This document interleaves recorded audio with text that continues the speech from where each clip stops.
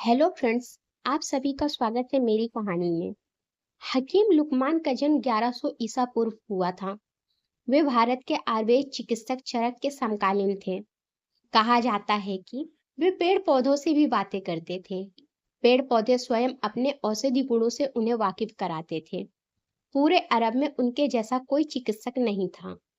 वे यूनानी चिकित्सा प्रणाली के जनक माने जाते हैं। उन्होंने हर तरह के रोग की दवा इजाद की थी। केवल एक रोग की दवा वे जीवन पर्यंत नहीं ढूंढ पाए थे। वह रोग था शक। शक की दवा आज भी इजाद नहीं हो पाई है। यह किस्सा एक मुहावरे के रूप में आज भी विद्यमान है। आज भी हम कहते हैं, शक की दवा तो हकीम लुकमान के पास भी नहीं थी। एक बार हकीम लुकमान ने अपना विशेष दूत उस समय के सुप्रसिद्ध भारतीय चिकित्सक चरक के पास भेजा। उस दूत को ताकीद कर दी थी कि वह अपनी हर रात इमली के पेड़ के नीचे गुजारे।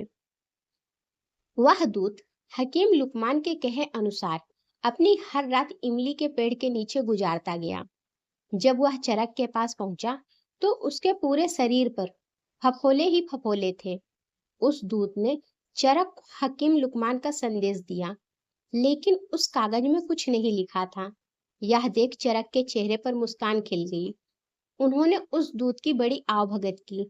जब दूत चलने लगा तो चरक ने भी उसे एक संदेश दिया और साथ में उस दूत को ताकीद भी की कि वह अपनी हर रात नीम के पेड़ के नीचे गुजारते हुए जाए। दूत ने वैसा ही किया। जब वह हकीम लुकमान के पास पहुंचा तो उसके फफोले गायब हो चुके थे। हकीम लुकमान ने वह संदेश खोला तो उसमें चरक ने भी कुछ नहीं लिखा था। इस तरह से बिना लिखे, बिना बताए दोनों चिकित्सकों ने एक दूसरे से यह जानकारी साझा कर ली थी कि इमली के पेड़ के नीचे सोने से फफोले होते हैं और नीम के पेड़ के नीचे सोने से वे दूर हो जाते हैं। हकीम लुकमान द्वारा दी गई नसीहत कुरान में दर्ज की गई है। अंतिम नसीहत उन्होंने अपने बेटे को दी थी। उस समय वे मृत्यु शैया पर लेटे हुए थे। उन्होंने अपने बेटे से एक हाथ में चंदन का बुरादा और दूसरे हाथ में कोयले का बुरादा लेने को कहा। कुछ देर बाद दोनों पदार्थों को फेंक देने को कहा। बेटे द्वारा फेंक देने के बावजूद उसकी चंदन के बुरादे वाली हथेली महक रही थी, जबकि कोयले वाली हथेली से कोयले की बू आ रही थी।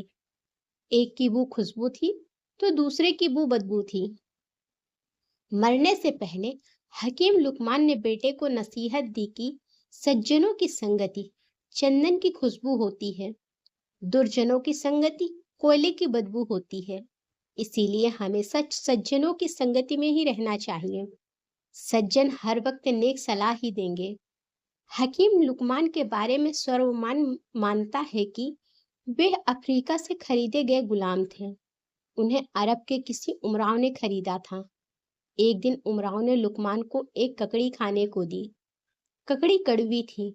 लुकमान ने वह ककड़ी बड़े प्यार से खा ली। उसने अपने मालिक के जरा भी ध्यान में नहीं आने दिया कि यह ककड़ी कड़वी है। मालिक ने जब बाद में वह ककड़ी खाई तो उसे कड़वी लगी। उसने लुकमान से पूछा, जब ककड़ी कड़वी थी तो तुमने खाई क्यों? लुकमान ने जवाब दिया था, आपने हमेशा मुझे खाने को अच्छे स्वादिष्ट फल दिए हैं। एक दिन आपने गलती से एक कड़वा फल दे दिया तो क्या मैं उसे फेंक दूं? आपके द्वारा मेरे ऊपर किए गए एहसानों का यह अपमान होता। मुझे आपकी बगिया के फूल पसंद है तो उस फूल के साथ उगने वाले कांटों को भी पसंद करना होगा। उस उमराव ने तत्क्षण ही लुकमान को आजाद कर दिया।